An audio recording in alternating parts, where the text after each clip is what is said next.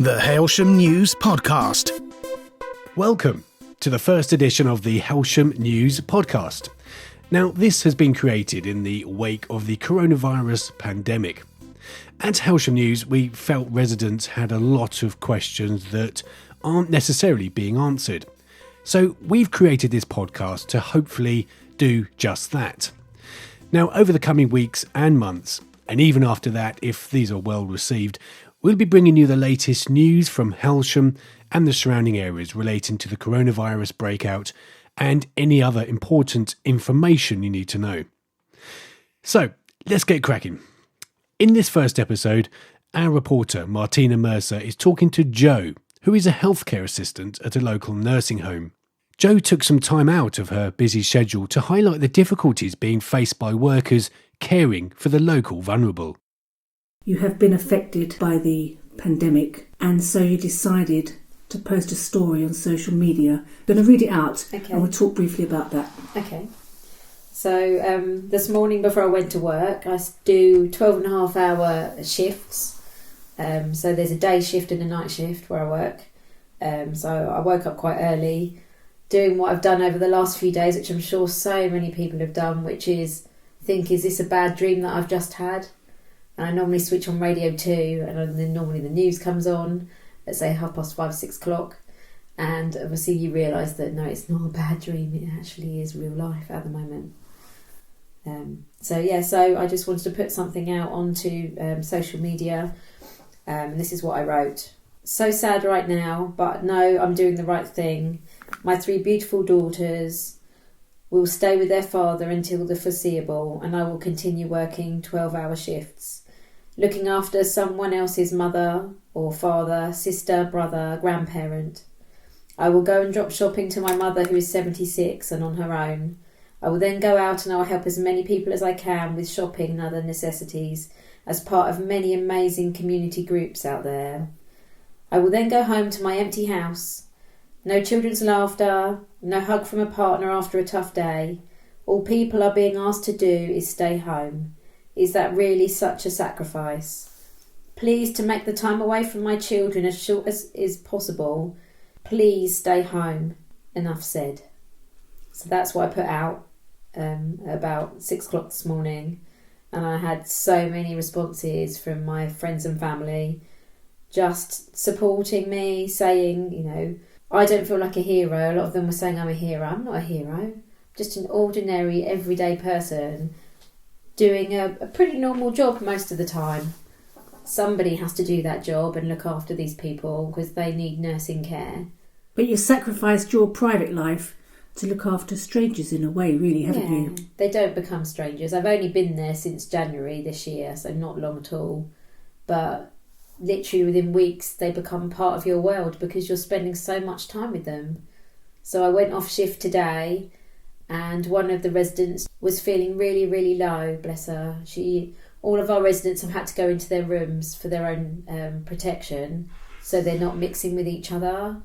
So that's what I was going to ask. What precautions are being taken to keep people safe, residents and workers? So we're in what we call semi-lockdown. So the only people that are coming in and out of the nursing home are the people that work there, and then very necessary maintenance people, like when our lift breaks or something major needs repairing. Apart from that, everything else has stopped. So we don't have anyone coming in and entertaining the old people like we normally used to every day.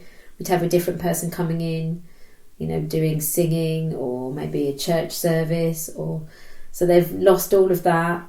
What is the atmosphere like now? It's quite surreal. The first day I went in, and this was even before the lockdown and everything else was happening in the whole country. Last week, our company that owns our nursing home owns 300 nursing homes in the country. They made the decision that all of the residents needed to go in their rooms for their own protection, as in they can't then mix with each other. So if one does unfortunately catch this virus, we can use all the barrier nursing methods that we can to prevent that then transferring to other residents.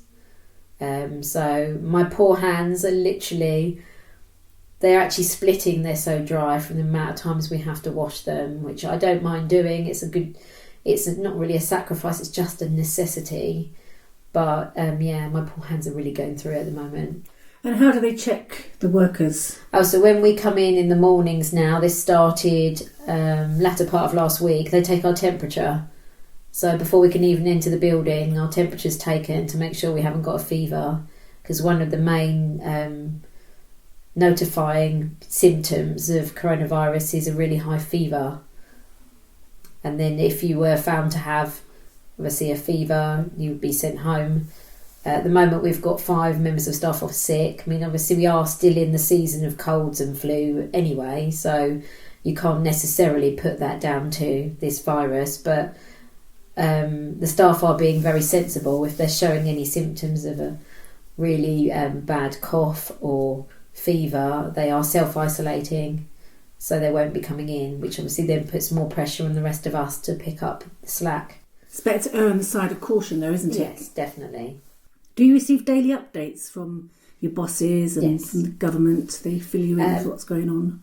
I don't know necessarily we've had anything from the government. Obviously, we do watch the news. The news is on.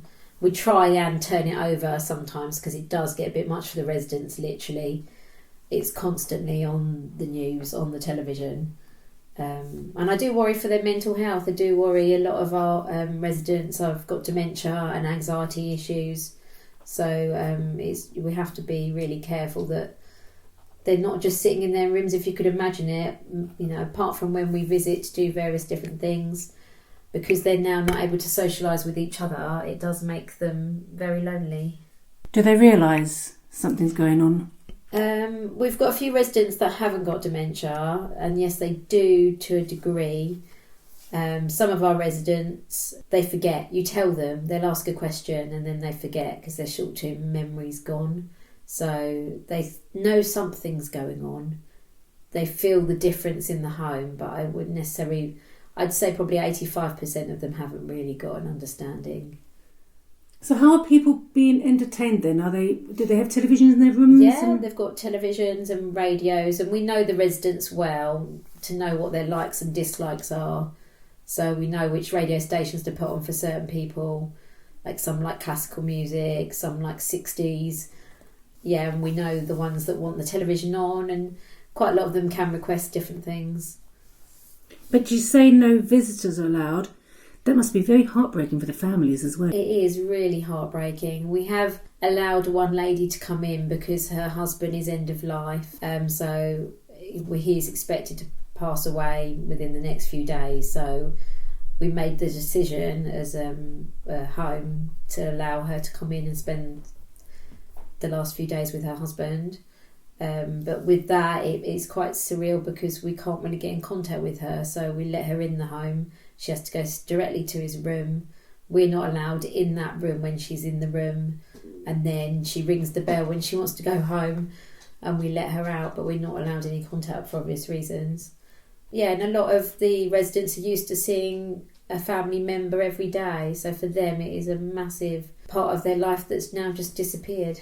Because you don't just work there either. You also go and visit your own parents and other people in the community who need help, don't you? Yes, I've got my dad and my stepmom are local. They're both over 70. My mum is on her own. She's 76, living in Bexhill, so it's a bit of a worry for me. So I just have to make sure she's got all the shopping she needs, and I literally leave it outside her door. We have a little chat at a very great distance, and then I get my car and drive back home. Yeah. Do you get to see your daughters at all? It's only really happened the fact that they are going to be self-isolating with my ex-partner. So the last time I saw them was Monday. I've spoken to them on WhatsApp. I FaceTimed them on WhatsApp. And I've said I'm going to be reading my youngest, who's 5, a bedtime story every other night on WhatsApp so that she knows. But I don't think she really completely understands. And at the moment, it's very early days. Whether, it will be as easy as the weeks and weeks go on, depending on how long this goes on for, and not being able to give them a hug, and it's going to be tough. I understand that, but it's for the greater good, if you like, and also in the great scheme of their life, it's a very small percentage of time. I hope they won't remember it. they're going to remember it. Obviously, they're going to remember it, but I hope they remember it as maybe having a little bit more of a connection with each other as siblings. So that was Martina Mercer there talking to Joe yesterday, and from a safe distance, of course. And well done to Joe for all her hard work and dedication, not forgetting all the other workers doing the same work in and around Hailsham. Now, for some good news. A group of volunteers in Hailsham have been giving up their time to put together care packages for NHS staff who work and live around Hailsham. Last week, residents were being asked to donate goods for these care packages, such as pasta, tinned tomatoes and baked beans, etc. And these were offered out to NHS staff who just couldn't get to the shops or found the shelves were empty when they got there. Earlier, I spoke to Harry Chatfield, who's one of the organisers behind the operation, who told me how the idea came about. Me and Lewis Williams, who I work for, he owns a gardening and grounds maintenance company. It was last Friday. We were luckily he was luckily one of the businesses that was largely unaffected at that point. So we were just going. It was just a normal day at work for us, really, which felt odd considering everything else that was going on, both in the community and across the country, really. So we were sat there and just started brainstorming something we could do, because it didn't quite feel right just carrying on as normal, and we felt we had the capabilities to be able to do something. And we sort of identified NHS workers as a group that we really wanted to help. We saw that video of the woman sort of distraught after going to the supermarket after, I think it was a 48-hour shift, and not being able to get our hands on just basic fruit and veg and that sort of thing. So it all just went from there, really. We looked at trying to get our hands on some dried goods, because we didn't want to sort of compound the issue by sourcing from supermarkets and that sort of thing, because it was all a response to the sort of mass panic buying thing anyway, really. So we didn't want to sort of contribute to that issue. So we managed to get put in contact with a catering supplier, and because of the lack of demand from restaurants and the hospitality industry, which is who they normally supply, they basically opened up a click and collect service, or an order and collect service, for the public. So we managed to get our hands on a sort of bulk supply of fruit and veg and a few bare essentials, put together a few pretty basic packages, just a few essentials, potentially to just save them that one trip down the shop, and just it started from there, really. So, as you said, I mean, the main fear there was to be actually taking provisions off the shelf, which, as you said, is the main problem anyway. So, yeah, on the back of your appeal, you had a great response, didn't you? I mean, what kind of people have actually responded to your appeal? Oh, it's been incredible. Everything from just individuals, family members, friends, people who I haven't spoke to since school, who messaged me and said, I've seen what you're trying to do. If I can help you, even just delivering, or if there's anything I can do, I'm more than happy to help. And then we've had members of the sort of local business community. Richard Bell from PRB Consulting. He's based down by sort of Lloyd's Banks, I think, at the town house down there. He's been incredible. Him and a couple of members of his team have been amazing, both in terms of donations and packaging and delivering. Like I said, I don't know if you saw today, Hook and Son have given us a refrigerated van, which has meant we can accept donations from places like Greg's, who gave us a load of bacon and sausages and milk, which we wouldn't have been able to accept had we not had a refrigerated van. So it really is the community at every level, from individual to local businesses to local franchises of national chains. So yeah, it's been incredible, really. Yeah, it's incredible, isn't it, how the community really do come together when it's needed. Obviously, you've got to the point now where you're delivering these packages out to NHS workers. How do they feel when you turn up with these provisions?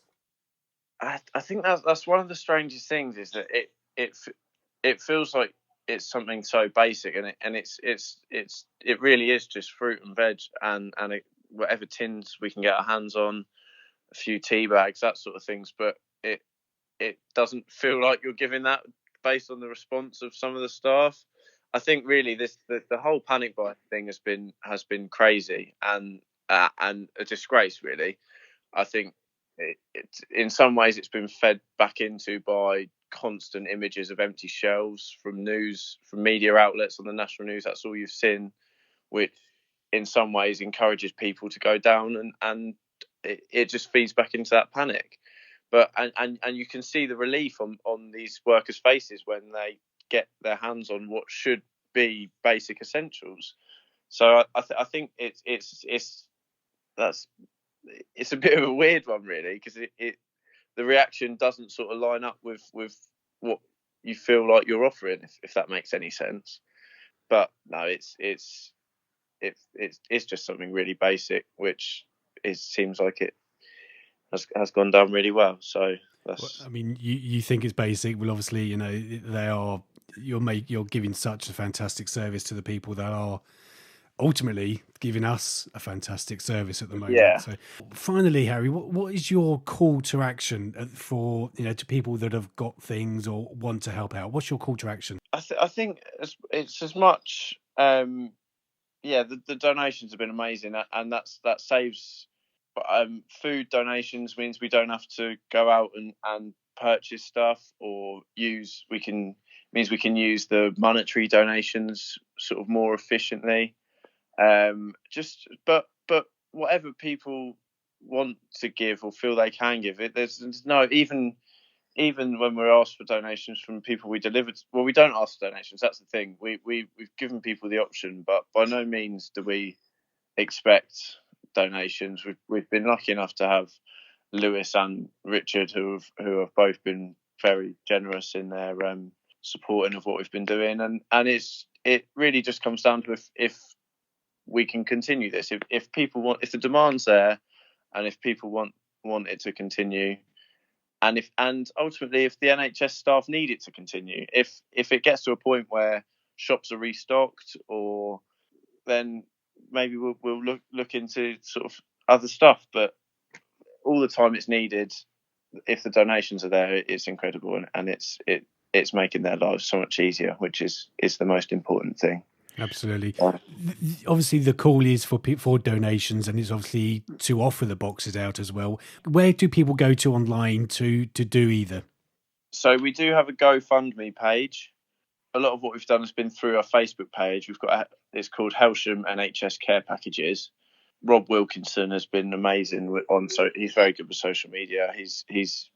And we've tried to sort of circulate as much as we can to make people aware. So they can only access these packages if they get in contact with us and if they're aware. So that's another big thing for us is to spread it on social media, because that does seem to be a good way to get in touch with these members of staff that could possibly do with the help. So it is, as much as it is donating, it's also spreading the word. And if you've got any family members who work for the NHS, if you work at the NHS, if you could mention it to the other guys in your office. Yeah, spreading the word, I think, is just as important as any donation. So we will certainly spread the word, Harry, and thank you on behalf of anyone receiving them, and on behalf of the community, really, because it's people like you that keep the community running at times when it's needed. So thank you for joining me on Skype this afternoon, and no worries. Stay safe. Hi to everybody. And most importantly, a thank you to all those staff, because there's a lot of people that aren't. A lot of us have been told that we don't need to work now, but that's certainly not the case for any of them. So I think that's what this all comes down to. That's the crux of what we're doing. So I think that's the most important. Thank you. So that was Harry Chatfield there from the NHS Care Packages being delivered in Hailsham, and a big well done to them. Finally, we must emphasise the importance of keeping to the government guidelines in this unprecedented time. Please remember, only leave the house for exercise once a day, infrequent shopping trips, and work journeys only if absolutely necessary.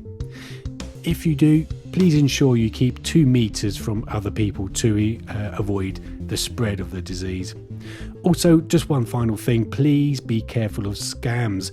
Unfortunately, these kind of situations do bring out con men and people looking to make a quick buck. So please be careful. Don't give your details or pay for anything that you wouldn't normally expect to.